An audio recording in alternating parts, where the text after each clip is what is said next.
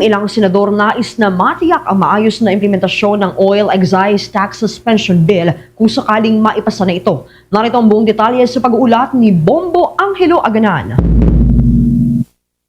Nais matiyak ng ilang senador na mayroong maayos na mekanismo ang implementasyon ng panukalang batas na magbibigay sa Pangulo ng kapangyarihang pansamantalang bawasan o suspindihin ang excise tax sa langis kung sakaling maipasa na ito. Nagpahayag ng pangamba si Senator Amy Marcos na maaaring ang malaking korporasyon at oil importers lamang ang makinabang sakaling ipatupad ang suspensyon ng excise tax sa langis. Isang ambush interview, sinabi ng senador na bagamat suportado niya ang pagbibigay ng emergency power sa presidente upang bawasan o suspindihin ng excise tax, ngunit kailangan umanong may sapat na mekanismo upang matiyak ang pagbaba ng buwis ay magre-resulta sa aktual na pagbaba ng presyo ng langis sa merkado. Dagdag pa ng senador, posibleng maramdaman ng mga consumer ang ginhawa kung ang value-added tax o VAT na mismo ang tatanggalin. Bagamat aminado siyang mas komplikado itong ipatupad. Kaugnay niyan, pakinggan natin ang mga naging pahayag ni Senator Amy Marcos. Problema, kaya nga sinasabi ko, medyo kinakabahan ako dito sa excise tax kahit boboto tayo dyan. Ang problema talaga, kinakailangan na very calibrated yung response, siguraduhin natin na ipapasa yung discount sa taong bayan. Baka naman manatili pa rin sa 100 halos, 110 pa, papalo this week. So, yun ang kinatatakutan natin. Wala lang ang pera, ang kababayan para ibigay yung ayuda, pagkatapos hindi pa babagsak ang presyo ng petrol.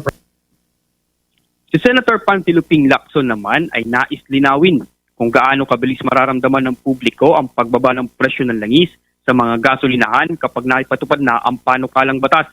Ayon kay Lacson, masyadong mahaba ang isang buwang palugit bago may patupad ang suspension ng excise tax, kaya't iminungkahi niyang paiklin ito sa 2 linggo upang mas mapabilis ang pagbaba ng presyo ng langis. Dagdag pa niya, hindi rin sapat ang pagtapya sa suspension ng buwis at kinakailangan ding maglaan ng subsidiya ang pamahalaan, ngunit dapat tiyakin umano na mapupunta ito sa mga tunay na nangangailangan. Kaugnay niyan, pakinggan naman natin ang mga naging pahayag ni Senator Panfilo Ping Lacson. Kasi kung 1 month yung tinitingnan natin na mag-kick in yung $80 or more, gaano katagal pa yung administrative, tapos sectorial, implementation, etc. bago ma-implement. Diba? I'm thinking of shortening the 1 month period, ito yung version ng House to something like 2 weeks. Pagka nag-kick in na yung $80 or more, over a period of 2 weeks, yung average na $80 or more, kailangan ma-implement agad yung suspension excise tax para maramdaman ka agad, immediate. Hindi ganun kalaki. We're just talking of, say, 20, 30 pesos, at most 20. No? Listen nga, baka much less pa. Kailangan mag-intervene yung government in terms of subsidy. Subsidy, doon sa talagang nangangailangan. Kasi baka mamaya, mag-subsidize tayo, ang masasubsidize mo yung malalaking corporations.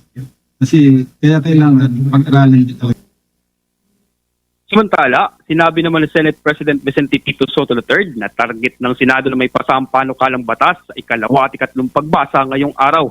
Kung magkakaroon man ng pagkakaiba sa bersyon ng Senado at ng House of Representatives, maaari mo itong plansyahin ng 2 kapulungan at matrapipakahan bago ang session break ng Kongreso. Nag-uulat live mula dito sa Senado, ako si Bombo Angelo Aganan, and this is Bombo Radio Philippines, the #1 and most trusted source of news and information. Basta Radio, Bombo! For the most trusted source of news and information, visit our website at www.bomboradio.com. Follow us on Bombo Radio mobile app, Facebook, YouTube, TikTok, and X, formerly Twitter. Like, share, and stay connected. Anytime, anywhere.